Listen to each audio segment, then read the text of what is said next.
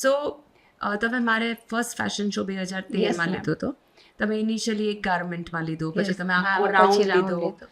હવે તમે last year mentally challenge નો round કર્યો હતો, અને આ વર્ષે ફેશન શો છે ડિસેમ્બરમાં છે, એમાં તમે ડેફ અને ડમ ચિલ્ડ્રનને ટીનેજર્સને ચાલવાનો મોકો આપો છો.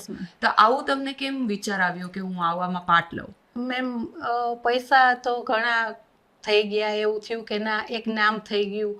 રાજકોટમાં મોસ્ટલી મારા બહુ સારા કસ્ટમર્સ છે, બહુ જ સારા, રીચ એન્ડ રોયલ. પછી એમ થયું કે હવે એક ટાઈમમાં એવું બી સોશિયલ કાંઈ કરીએ, તો એવું થયું કે કાંઈ સમાજ માટે પણ આપણે આપવું જોઈએ, આપણું યોગદાન કાંઈ. અને એના માટે વધારે થેન્ક યુ હું આપને કહીશ કે તમે મને આ મોકો આપ્યો.